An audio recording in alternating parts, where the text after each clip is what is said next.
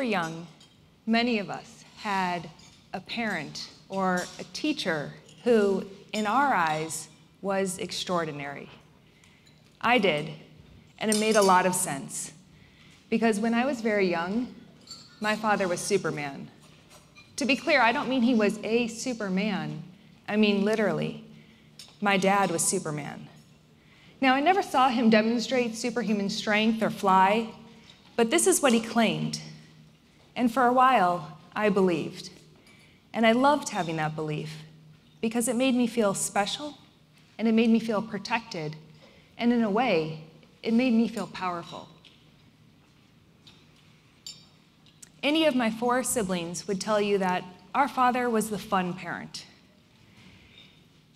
His specialty was activities that involved a minimum amount of effort on his part and a maximum amount of energy on ours. He invented a game that we loved as kids that, in hindsight, consisted of nothing more than us chasing after a ball and returning it to him while he sat on the front step relaxing. When he took us camping, he would challenge us to set up the tent on our own faster than we had the time before. It worked. So my father is fun and he is clever. But of course, he's not Superman. I get that now. For a while, though, I was a true believer. And when you have information like that, you don't keep it to yourself. So word got out. And you'll find this surprising, but there were some skeptics. Children who would tell me, that's not possible. He doesn't wear a cape. He can't leap a tall building in a single bound. And that would just make me so angry. I couldn't even have the conversation. Now, I could have arguments about other things, like whether we should go for ice cream or snow cones. But if you challenged my view of my father, that was it. No matter that we could share everything from a love of the Brady Bunch to a deep appreciation for stickers that you can scratch and sniff. If you questioned whether my father had superhuman qualities, we could not be friends. So why would I react with such deeply felt passion to one type of argument and not the other? It was decades later that I found an answer to that question through the study of charisma. Charisma is a label that is used to describe certain leaders, including in my field of study, which is politics. It's a word that you have certainly heard used before, one that you have probably used yourself. And if I ask you to think of some charismatic leaders, names come to mind. But what is charisma? When I began to study the topic, the first thing I did was look it up in the dictionary. And I found something very interesting.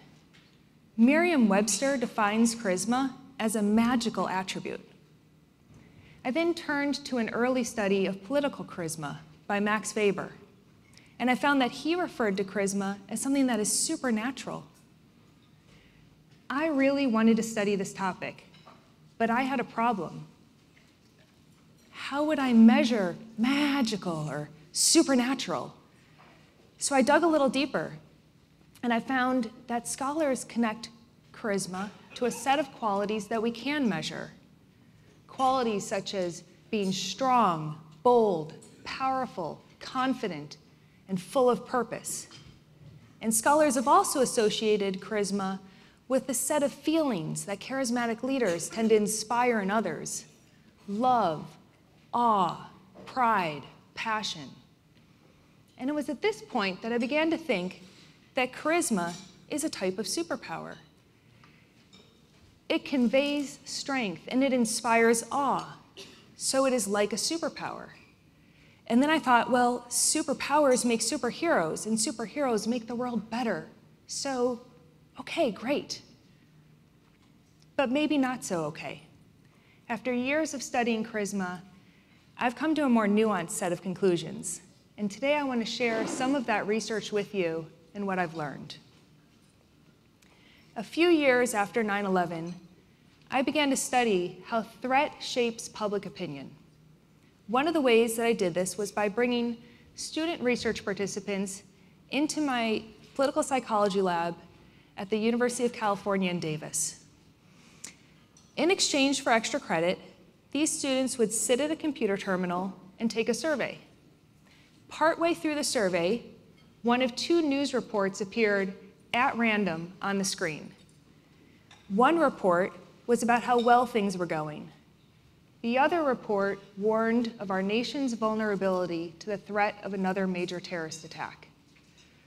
Both sets of information were true, but each group saw only one of those two reports, either good times or threatening times. Afterwards, the survey moved on, and all the students responded to a dozen questions about then President George W. Bush. These 12 questions were designed to measure charisma by asking about the qualities that we associate with charismatic leaders. So these are questions that include phrases such as bold, confident, powerful, and so on. And we take a measure of charisma by seeing to what extent survey takers associate those qualities with a given individual. And here's what we found when we analyzed the data. Those in the threatened condition perceived President Bush as significantly more charismatic. And that reaction taught me two things about charisma. The first is that, yes, charisma is a type of superpower, but it's not one that comes from having been born on the planet Krypton or the planet Charismon. It doesn't come from out there. Rather, it comes from within us, from our own perceptions of others. As a result, charisma is not a fixed trait, like height. If you wanted to take a measure of my height, you'd use a measuring stick. And you could use that measuring stick, and take a measure, and you could use that measuring stick and take a measure, and you'll get the same answers. But if you want to make an assessment of my charisma, you will ask yourself about the qualities that you see in me. Charisma is based in our perceptions of other people, and those perceptions are not fixed. There are, in fact, a number of ways that leaders can behave to appear more charismatic. They can use grand words to describe ambitious plans. They can adopt mannerisms that display power. They can approach people in ways that convey confidence. Now, when I learned these things, that charisma is largely a matter of perception, and that these perceptions were not stable, I actually changed my manner of public speaking. I used to fidget nervously, stand behind a podium if a podium was available, and I always hoped a podium was available. And I would read nervously from my notes. I would not make eye contact, and that felt comfortable. And that also felt appropriate for someone like me, a nerdy academic who was not born on the planet Charismon. But if charisma is in part a matter of perception, then I thought maybe I could change those perceptions. Maybe I could come out from behind the podium and I could stand boldly in front of the audience, physically conveying strength and confidence. And I could change people's perception of me. Sure, I was starting from a low charisma baseline, but I could level it up. Is it working? At least a little.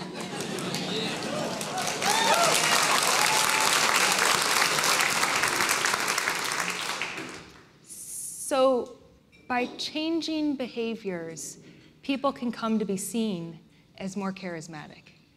But that doesn't explain why two otherwise very similar groups of students sitting in a computer lab in California would give very different ratings to President Bush on our measure of charisma. The only thing that differed between those two groups is that one had been threatened. And this then is the second thing that I've learned about charisma. Charisma grows in threatening times. By seeing an authority figure in possession of extraordinary power, we in turn feel more powerful. So the more anxious or otherwise vulnerable we feel, the more we will project charisma onto a given leader, giving them an extra dose of charisma.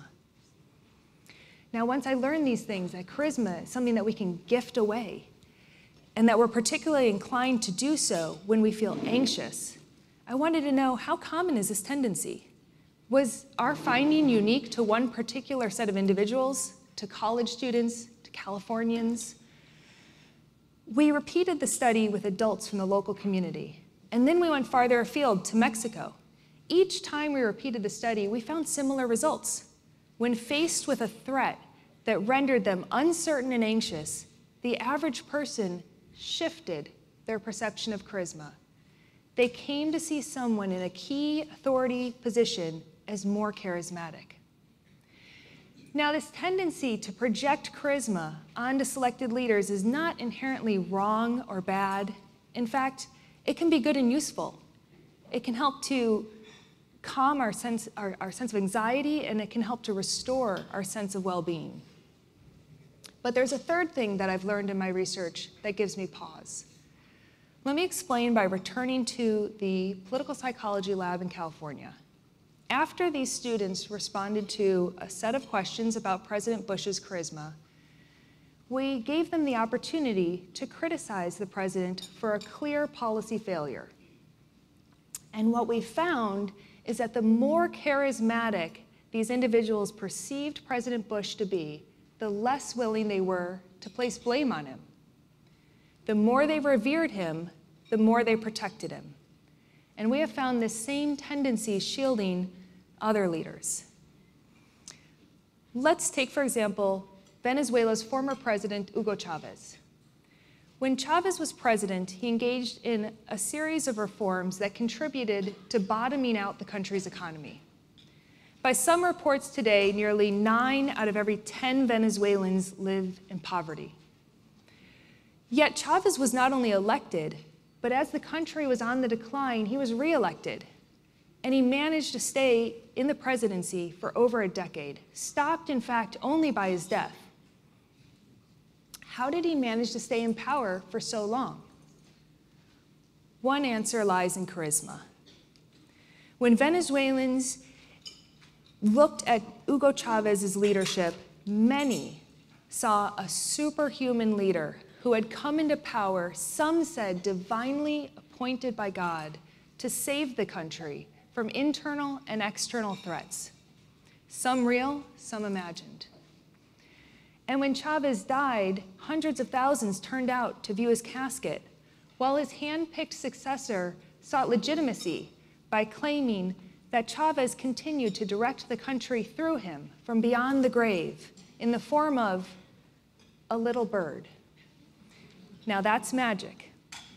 And here's how it connects to my research on charisma. What we found is that the more charismatic Venezuelans perceived Hugo Chavez, the less willing they were to admit that their country's economy was on the decline. This, then, is the most important thing that I've learned about charisma, and that is that when we gift charisma onto a particular leader, especially when we do so in anxious, stressful times, our loyalty to that leader strengthens, and our inclination becomes to discount and dismiss information that is critical of that leader. Some commentators refer to this dynamic as one that creates a Teflon shield, meaning criticism does not stick easily to charismatic leaders. So this is why charisma is a magical type of superpower. It transforms ordinary individuals into extraordinary beings. It emerges when it is needed most. And it creates a protective shield. And if you're thinking, well, superpowers make superheroes, and superheroes are great, I hear you. There are a lot of upsides to superheroes. And there are some upsides to charismatic leaders. But there are some downsides as well. For one, charismatic leaders and superheroes create certain opinion dynamics that shut down critics. We have a tendency to forge charisma when we feel vulnerable. And when we do that, our own sense of self, our own ego gets into the mix. And especially in those cases, we become extraordinary in our own way. We become extraordinarily unwilling to listen to criticism of our selected, exalted leader. We become just like my younger self, unwilling to listen to those who might or do criticize this authority figure whom we revere. When I viewed my father as Superman, it felt great, but it also meant that I wasn't willing to engage with those who disagreed. What is more, by viewing my father as Superman, I wasn't viewing him or evaluating him or relating to him as a real person. As you may know, one of the ways that we grow as people is to learn not only from our own mistakes, but from the mistakes made by others. So being wrapped in a charismatic bond can make us feel less vulnerable, while in fact, we are doing the opposite, weakening our capacity for critical thinking, for dialogue, and for personal growth. So what can we do about this? How can we counter the downsides of charisma? A necessary first step is to recognize charisma for what it is. Charisma is a superpower with a unique origin story. It is, in large part, a power that we gift to selected leaders, especially in vulnerable times. My father is not Superman. Our leaders are not superheroes. They are human, and that's okay. But to admit that requires coming to peace with unsettling times. And to leaders, and to accept leaders who may not always get it right. That can be tough.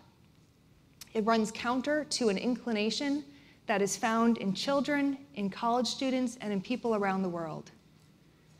But by pushing back against that tendency, we gain some things. We gain the capacity to be more accurate and balanced in our assessments of our leaders. And we gain the ability to be more generous and constructive in our dialogue with those around us. And so I have found, and you may find, that it pays to be careful, and in fact, it pays to be remarkably stingy when it comes to gifting away the power of charisma. Thank you.